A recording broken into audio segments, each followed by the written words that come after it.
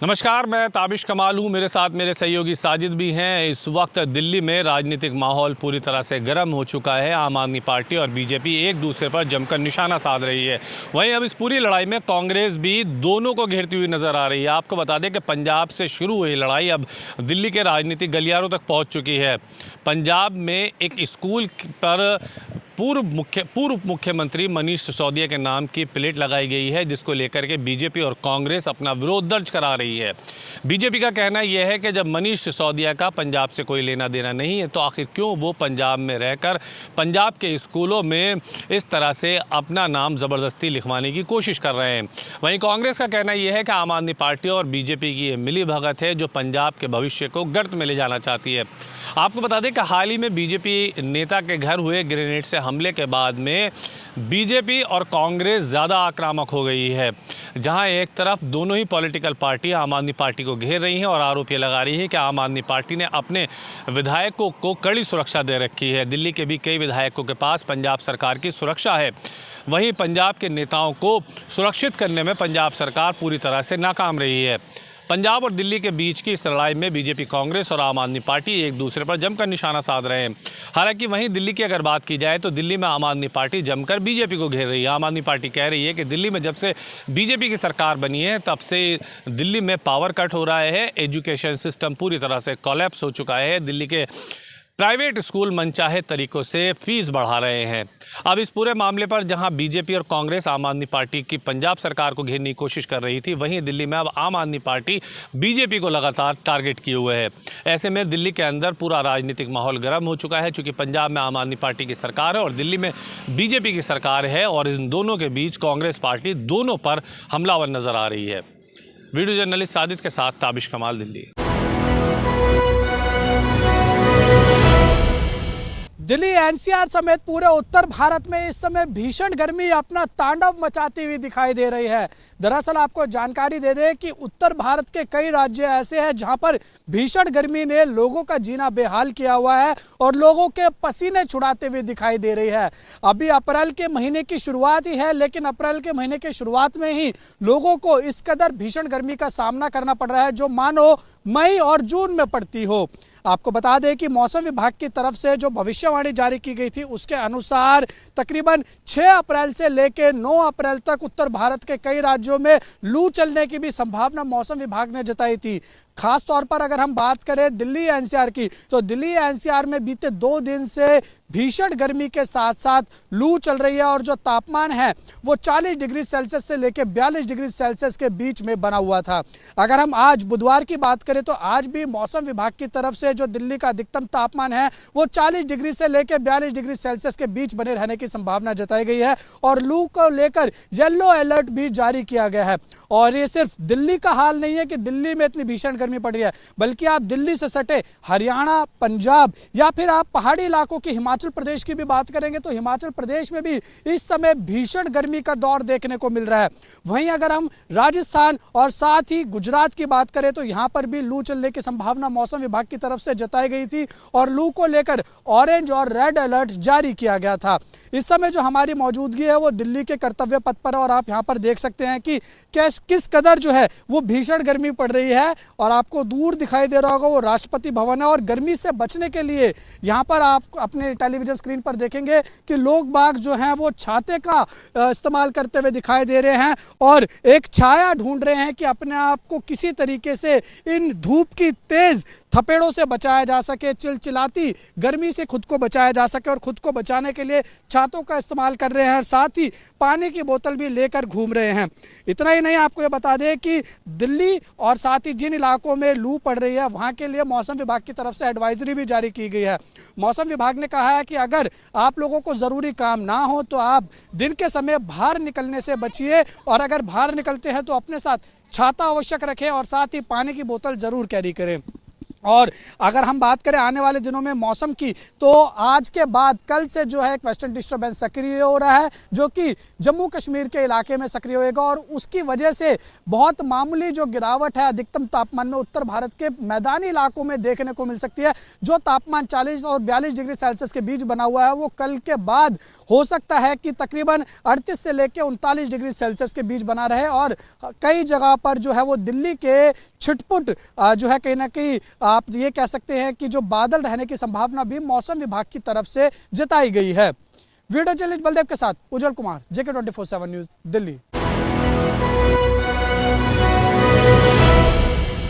आज city reporter में एक अहम बात अहम है और ख़बर भी ख़ास है कि भारतीय जनता पार्टी ने प्रदर्शनी हर ज़िले में, ज़िला मुख्यालय में जो उनका कार्यालय वहाँ लगाई और ख़ास तौर पर प्रदेश लेवल पे जो प्रदेश कार्यालय है लखनऊ में वहाँ लगाई, जिसका उद्घाटन भूपेंद्र चौधरी ने किया, जो वर्तमान में प्रदेश अध्यक्ष हैं भारतीय जनता पार्टी के, और समस्त जितने भी जिला अध्यक्ष जो घोषित हो चुके हैं उन लोगों ने प्रदर्शनी का उद्घाटन अपने अपने ज़िलों में किया।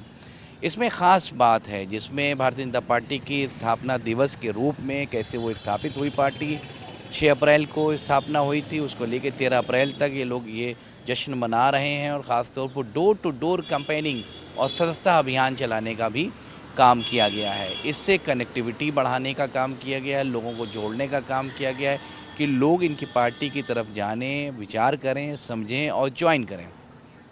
वहीं दूसरी तरफ समाजवादी पार्टी ने भी RSS के पैटर्न पे काम करना शुरू कर दिया है।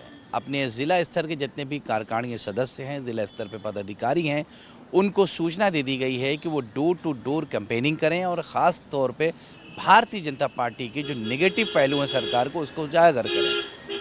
वहाँ दूसरी तरफ RSS भारतीय जनता पार्टी के जो पॉजिटिव वर्क हैं उनको बताने का काम करती है। वहीं दूसरी तरफ डोर टू डोर हर ब्लॉक पे, हर ज़िला स्तर पे, हर विधानसभा पे काम दिया गया है समाजवादी पार्टी की तरफ से कि आप जाइए और लोगों को बताइए कि जहाँ पर वो अपना बखान करते हैं, अपनी सरकार की बातें करते हैं, वहाँ पे आप ये बताइए सरकार में कमियाँ क्या हैं, सरकार किस तरीके से महंगाई बढ़ा चुकी है, सरकार ने किस तरीके से समाज को ठगने का काम किया है। ये समाजवादी पार्टी का अगले महीने से कार्यक्रम 2027 के चुनाव तक जारी रहेगा, क्योंकि 2 साल बचे हैं विधानसभा के चुनाव में और जाहिर सी बात है हर पॉलिटिकल पार्टी अपना दम ज़रूर दिखाना चाहती है और अपनी सरकार बनाने की कोशिश भी करती है। इसी कारण तमाम कार्यकर्ता, तमाम नेतागण और जितने भी बड़े नेता हैं उनको ये निर्देश दिया गया है दोनों पार्टियों की तरफ से। कैमरामैन सुमित के साथ रजा अब्बास, लखनऊ, JK न्यूज़।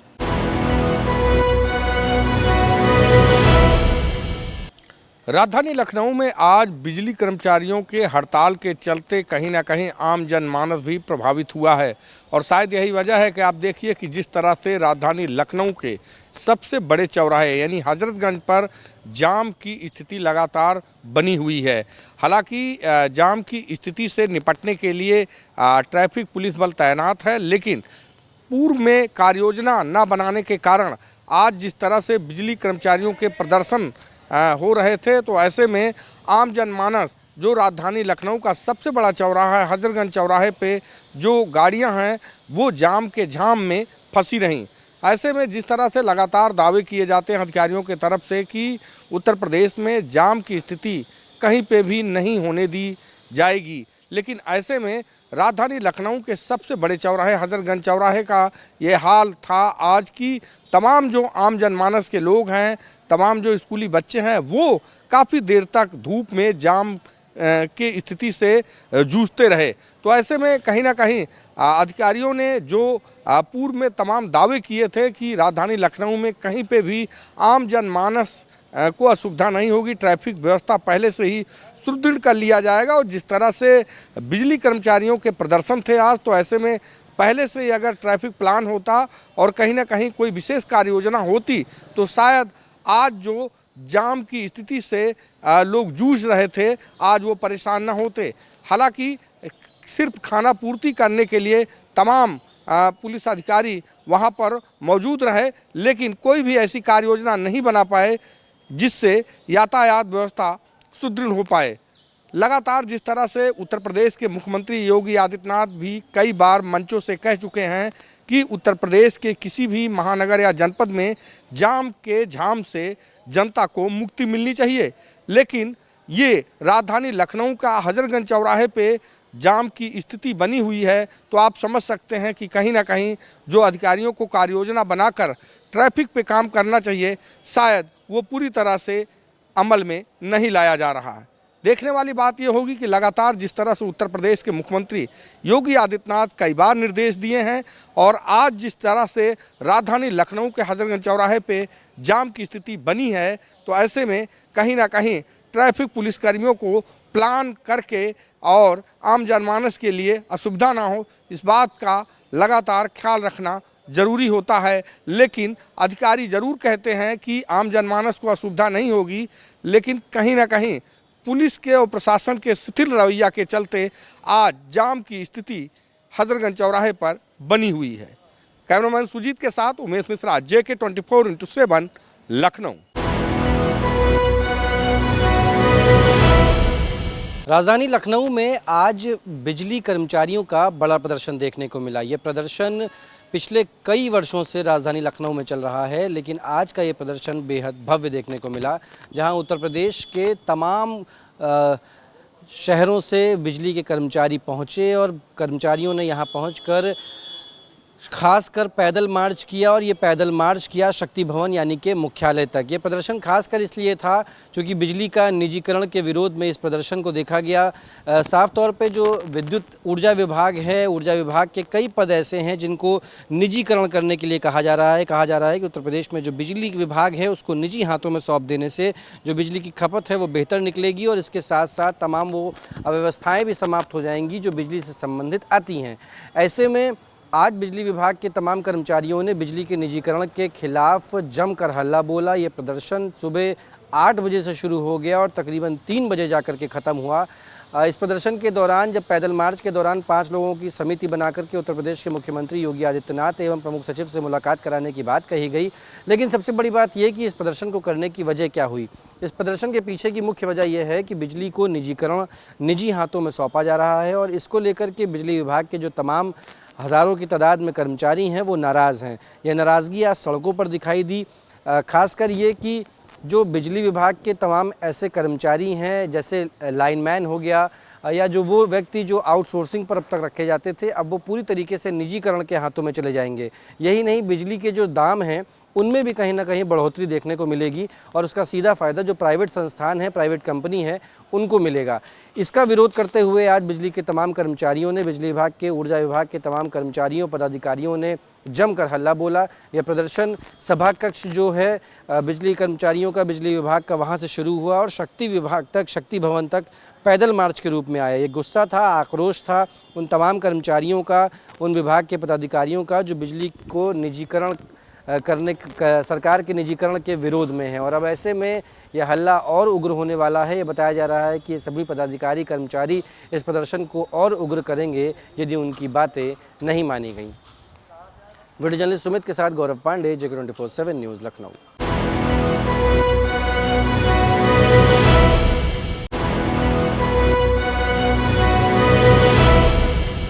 हरियाणा के जेल प्रशासन ने डेरा सच्चा सौदा के मुखी राम रहीम को एक बार फिर पैरोल पर छोड़ दिया है। 21 दिन की पैरोल मिलने के बाद डेरा मुखी आज सुनारिया जेल से बाहर आए। आज सुबह ही डेरा सच्चा सौदा के मुखी को लेने के लिए हनीप्रीत खुद सुनारिया जेल में पहुंची थी और एक लंबे चौड़े काफिले के साथ राम रहीम सुनारिया जेल से सीधा डेरा सच्चा सौदा सिरसा में पहुंचे, जहां पर कड़ी सुरक्षा पहले से ही की गई थी। आपको बता दें कि इस साल में ये दूसरी बार जब डेरा मुखी को जेल प्रशासन की तरफ से पैरोल दी गई है। इससे पहले जनवरी 2025 में डेरा मुखी को 30 दिन की पैरोल दी गई थी और उस दौरान वो डेरे के अंदर ही रहे थे। लेकिन ये दूसरी बार ऐसा मौका है जब 21 दिन अब डेरा सच्चा सौदा के मुखी डेरा सिरसा के अंदर रहकर अपनी पैरोल को पूरा करेंगे, क्योंकि इससे पहले जितनी बार भी डेरा मुखी को पैरोल मिलती रही है तो वो डेरे में ना रहकर यूपी के अंदर अपने आश्रम के अंदर रह रहे थे। लेकिन ये दूसरी बार ऐसा मौका है जब राम रहीम डेरा सच्चा सौदा सिरसा के अंदर रहेगा और यहाँ पर वो अपनी संगत से भी मुलाकात कर पाएंगे। आपको बता दें कि डेरा सच्चा सौदा का 77वां जो स्थापना दिवस है वो भी आने वाले दिनों के अंदर मनाया जाएगा और इस स्थापना दिवस कार्यक्रम में बाबा राम रहीम को जो है शिरकत करने की अनुमति जो है वो भी दे दी गई है। तो जाहिर सी बात है कि इस स्थापना कार्यक्रम के अंदर राम रहीम अपने भक्तों को उपदेश देते हुए नजर आएंगे। आपको बता दें कि ये कुल 13वीं बार ऐसा है जब राम रहीम को प्रशासन की तरफ से पैरोल दी गई है और इस पर पैरोल के साथ ही उनके अब तक कुल जेल से बाहर रहने का जो अवधि है वो 300 दिन से ज्यादा हो गई है। तो जाहिर सी बात है कई पार्टियों ने, एसजीपीसी के अलावा कई और लोगों ने इस पैरोल पर सवाल खड़े किए हैं, लेकिन एक तरफ हम कह सकते हैं कि केंद्र सरकार और हरियाणा की बीजेपी सरकार फिर से बाबा पर मेहरबान हुई है और राम रहीम को 21 दिन की पैरोल के लिए जेल से आजाद कर दिया गया है। कैमरामैन निशान के साथ मैं नवदीप छाबड़ा, JK 24/7 न्यूज, चंडीगढ़।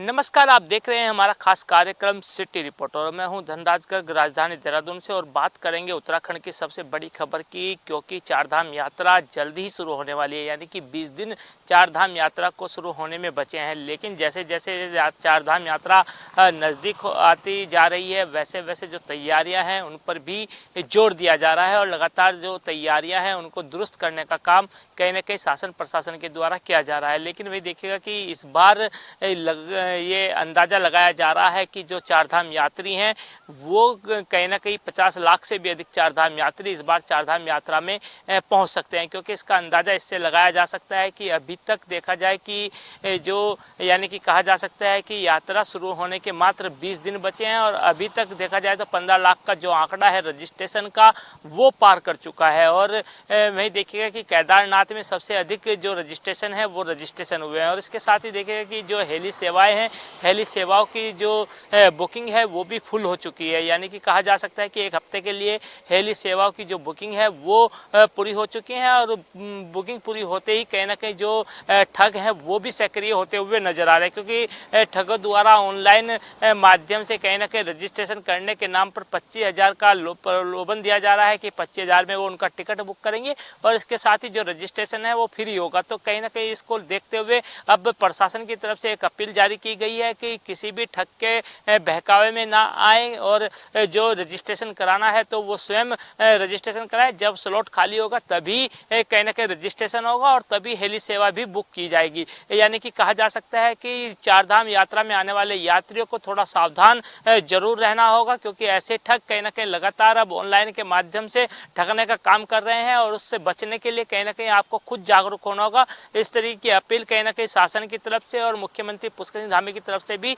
जारी की गई है। और मैं देखिएगा कि चारधाम यात्रा इस बार माना जा रहा है कि पिछले सभी रिकॉर्ड तोड़ते हुए कहीं ना कहीं सबसे अधिक जो चारधाम यात्री हैं इस बार चारधाम यात्रा में पहुंचेंगे और उनकी व्यवस्थाओं की जिम्मेदारी कहीं ना कहीं मुख्यमंत्री पुष्कर सिंह धामी ने और उत्तराखंड सरकार ने उठाई है। और मुख्यमंत्री पुष्कर सिंह धामी ने साफ तौर पर कहा है कि किसी भी यात्री को किसी भी तरह की कोई दिक्कत चारधाम यात्रा में नहीं होने दी जाएगी। तमाम तरह की जो व्यवस्थाएं हैं वो दुरुस्त कर ली गई हैं। कैमरामैन वीरेंद्र थपलियाल के साथ धनराज गर्ग, JK 24/7 न्यूज, देहरादून। नमस्कार, आप देख रहे हैं सिटी रिपोर्टर, मेरे साथ मैं हूं संदीप गोयल। फरीदाबाद के आज SGM नगर में एक दिल दहला देने वाला वाक़या सामने आया, जहां पर एक 4 महीने पहले अपने ससुराल पहुंची नव विवाहित युवती को दहेज के लोभियों के द्वारा जो है मार दिया गया। दरअसल परिवार का कहना है कि जो ससुराल पक्ष था वो लगातार पैसे के लिए दबाव बनाने का काम कर रहा था और शादी के समय भी दूल्हे की ओर से एक निशान गाड़ी की मांग की गई थी, जिसको परिवार ने पैसे जुटाकर पूरा करने का काम किया। लेकिन अब 4 महीने गुजर जाने के बाद एक बार फिर जो लड़का था वो अपनी बहू से एक प्लॉट खरीदने के नाम पर लगातार दबाव बना रहा था और कहता हुआ नज़र आता था कि अपने परिवार वाले से पैसे लेकर आ, नहीं तो फिर तुझको मार देंगे। और इसी बात को आरोप लगाते हुए परिवार वालों ने इसकी शिकायत जो है पुलिस थाने SGM नगर में दर्ज कराई है और अब आरोपी को जल्द से जल्द गिरफ्तार करने की मांग की जा रही है। दरअसल यूपी के गोंडा के रहने वाले परिवार वाले पिछले लंबे समय से दिल्ली में रहने का काम करते थे और उन्होंने अपनी बेटी की शादी फरीदाबाद के SGM नगर में एक मेडिकल स्टूडेंट से की थी, जिसके बाद दोनों हंसी खुशी लगभग 4 महीने साथ रहे। लेकिन अब जो युवती है उसकी हत्या की कर दी गई है, ऐसा परिवार का आरोप लगाना है। लेकिन अब पुलिस जो है पूरे मामले की जांच कर रही है और पोस्टमार्टम रिपोर्ट आने के बाद ही पूरी स्पष्टता के साथ कह सकती है कि आखिर ये हत्या है या फिर आत्महत्या। हालांकि परिवार वालों ने जो सबूत और जो जानकारी दी है उसमें साफ तौर पर कहा गया है कि बेटी के चेहरे पर जो है प्रेस की मशीन लगाकर उनको जो है पहले घायल किया गया और उसके बाद फांसी के फंदे पर उसको चढ़ा दिया गया।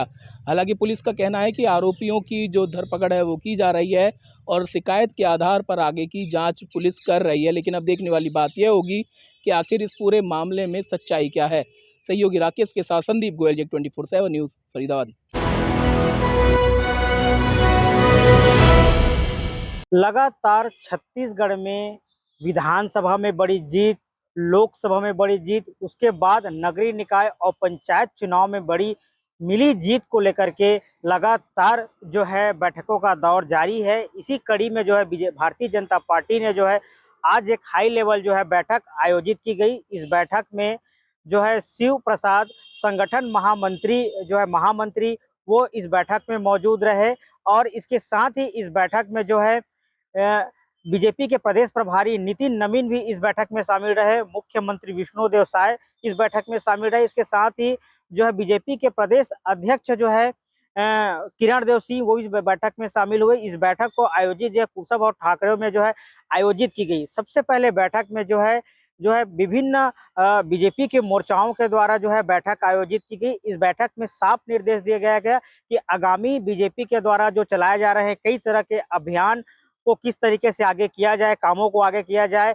और किस तरीके से फीडबैक मिला, इन तमाम विषयों पर चर्चा हुई। उसके बाद दूसरी बैठक जो है निगम मंडल आयोग के अध्यक्षों के साथ में जो है बैठक हुई। इस बैठक में जो है किस तरीके से शासन प्रशासन से तालमेल जोड़ करके जो है आगामी योजनाओं को का जो है जनता तक कैसे हित पहुंचे अपने विभागों के ओर से इस बैठक में चर्चा की गई। इसके साथ ही जो नव नियुक्त जो महापौर थे उनको भी बैठक ली गई। इसमें ये निर्देश दिए गए कि किस तरीके से आगामी समय पर जनता के हित को लेकर के कैसे जो हर नगर निगम में कैसे काम किया जाए, ऐसे तमाम मुद्दों को लेकर के चर्चा की गई। लगातार जो है बैठकों का दौर जारी है। इस बीच जो है बीजेपी के प्रदेश अध्यक्ष किरण देव सिंह ने मीडिया से चर्चा करते हुए कहा कि ये बैठक जो है परिचयात्मक बैठक थी। कई विभिन्न मुद्दाओं पर जो है बैठक में चर्चा की गई। खास करके जो है आगामी आने वाले समय में बाबा अंबेडकर की जयंती मनाई जाएगी, उसकी रूपरेखा तैयार की गई कि कैसे जनता के बीच में जाए सुशासन के माध्यम से। इसके साथ ही कैसे अच्छी तरीके से जो है काम किया जाए, कैसे लोगों के बीच पहुंचे, जैसे तमाम विषय पर चर्चा हुई। इसके साथ ही उन्होंने कहा है कि लगातार हमारा जो बैठक का दौर जारी है, ऐसे तमाम प्रकार के मुद्दों को लेकर के बैठक हुई है और आगामी समय पर कैसे किस तरीके से काम किया जाए, जनता के बीच में जाया जाए, ऐसे तमाम विषयों को लेकर के चर्चा की बात कही है। कैमरामैन काशी नाथ के साथ शंभू रहे, जेके 24 न्यूज, रायपुर। अप्रैल माह में ही प्रचंड गर्मी देखने को मिल रही है। गर्मी को देखते हुए उत्तर प्रदेश समेत जो अन्य राज्य हैं वहां पर हीट वेव का अलर्ट जारी कर दिया गया है। आपको बुलंदशहर की बात करें तो बुलंदशहर में 150 वर्षों के इतिहास में पहली बार इतनी गर्मी देखने को मिल रही है। यहाँ के टेम्परेचर 40 के पार पहुँच गया है। इसको लेकर जो लोग हैं उनको अनेक कठिनाइयों का सामना करना पड़ रहा है। साथ ही साथ भीषण गर्मी से बचने के लिए लोग अनेक सहारे भी ले रहे हैं, जैसे कि अपने सर पर लोग जो कपड़ा है उसको लेकर चल रहे हैं, अंगोछा साथ में लेकर चल रहे हैं। साथ ही साथ जो कुछ लोग हैं, जो महिलाएं हैं, वो छाता का सहारा लेकर के अपने गंतव्य तक पहुंच रहे हैं। इसको लेकर लगातार लोग सावधानी बरत रहे हैं। हालांकि जो मौसम विभाग है उसने चेतावनी दी है कि आने वाले दिनों में जो टेम्परेचर है वो और बढ़ सकता है। इसको लेकर लोगों की जो चिंताएं हैं वो बढ़ गई हैं। आपको बताते चलें जो हीट वेव है उसका जो असर है सबसे ज़्यादा बच्चों में और बुजुर्गों में देखने को मिलता है। ऐसे में जो लोग हैं लगातार उनको सावधान रहने की जरूरत है और खास तौर से जो बच्चे हैं उनको बचा कर रखें और साथ ही साथ जो बुजुर्ग हैं उनको भी इस हीट वेव से बचा कर रखें, जिससे कि उनको किसी प्रकार की कोई बीमारी न लग पाए। हालांकि लगातार मौसम विभाग अलर्ट जारी कर रहा है और जो लोग हैं वो भी लगातार सावधानी बरतते हुए नजर आ रहे हैं। लेकिन हम बुलंदशहर की सड़कों की बात करें तो सड़कों पर जो सन्नाटा पसरा हुआ है और दोपहर में 12 बजे के बाद जो लगातार जो भीषण गर्मी है वो अपना असर दिखाती हुई नजर आ रही है। लोग इतने परेशान हैं कि अपने जरूरी काम से ही बाहर निकलते हुए नजर आ रहे हैं। भीषण गर्मी को देखते हुए बुलंदशहर समेत जो आसपास के जो गांव हैं वहां पर भी जो लोग हैं वो भी सतर्क हैं। खास तौर से जो किसान वर्ग है, चूंकि कटाई का समय चल रहा है और किसान वर्ग के सामने सबसे बड़ी समस्या आ पड़ी है, क्योंकि खेती जो गेहूं का है वो कटाई का समय चल रहा है और किसान सबसे ज़्यादा इस समय खेतों में ही पड़ा हुआ है। तो सबसे ज़्यादा असर जो किसान हैं उसको हीट वेव का देखने को मिल रहा है। साथ ही साथ जो लोग हैं उनको लगातार जो मौसम विभाग है वो लगातार अलर्ट कर रहा है। साथ ही साथ जिला प्रबंधन भी इसको लेकर गंभीर है और लगातार जो निर्देश है वो जारी करता हुआ नजर आ रहा है। आपको बता दें कि जो गाजियाबाद, मेरठ, अलीगढ़ समेत जो कई डिस्ट्रिक्ट हैं वहाँ पर अलर्ट जारी कर दिया गया है हीट वेव को लेकर और लोगों को सतर्क रहने के लिए प्रेरित किया जा रहा है। बुलंदशहर से JK 24/7 न्यूज के लिए परवेंद्र लोधी। नमस्कार, मैं देव प्रकाश, आप देख रहे हैं सिटी रिपोर्टर। कांग्रेस नेता कन्हैया कुमार का पदयात्रा 10 तारीख को राजधानी पटना में होगा। 11 तारीख को कांग्रेस के नेताओं के द्वारा बिहार के मुख्यमंत्री नीतीश कुमार का आवास को घेराव किया जाएगा। उसके बाद ये पदयात्रा समाप्त होगा। आपको बता दें कि कन्हैया कुमार कल बाढ़ विधानसभा क्षेत्र में पदयात्रा करते हुए राजधानी पटना लोग आए थे। हालांकि उस वक्त पदयात्रा में कन्हैया कुमार खुद मौजूद नहीं थे। कल रात संध्या 8 बजे सदाकत आश्रम में पदयात्रा पहुंचा। सभी ने वहां पर बैठकर कांग्रेसकर्ताओं के साथ एक बैठक किया गया एवं कल यानी कि बृहस्पतिवार को राजधानी पटना में ये पैदल मार्च निकाला जाएगा। पटना के ऐतिहासिक गुरुद्वारा से होते हुए राजधानी पटना यूनिवर्सिटी के मुख्य द्वार पर ये पदयात्रा समाप्त होगा। इस बीच रास्ते में महेंद्रू, झावगंज, मारूगंज जितने भी एरिया पड़ते हैं, पैदल यात्रा करते हुए पटना यूनिवर्सिटी के मुख्य गेट पे ये पदयात्रा को समाप्त किया जाएगा। इस बीच कांग्रेस के नेता कन्हैया कुमार भी मौजूद रहेंगे और 11 तारीख को यानी कि परसों शुक्रवार को मुख्यमंत्री नीतीश कुमार का घर आवास का घेराव किया जाएगा, जिसमें तकरीबन 5000 कांग्रेस के कार्यकर्ता मौजूद रहेंगे। उसके बाद इस पदयात्रा को समापन किया जाएगा। अब देखा जाए तो जिस प्रकार से इसी वर्ष साल के अंत में बिहार विधानसभा चुनाव होने वाले हैं, सभी पार्टियां पक्ष विपक्ष अपनी तरफ से पूरे जोरदार तरीके से विधानसभा चुनाव का तैयारी किया जा रहा है, जिसको लेकर ये पदयात्रा बिहार के 9 युवकों के लिए ये पदयात्रा निकाला जा रहा है। पलायन रोको नौकरी दो, इस यात्रा को सफल बनाने के लिए कन्हैया कुमार खुद शामिल रहेंगे राजधानी पटना में। हो सकता है कि कांग्रेस के वरिष्ठ नेता सचिन पायलट भी इस पदयात्रा में शामिल होंगे। कैमरा पर्सन अजय के साथ देव प्रकाश, JK 24/7 न्यूज पटना।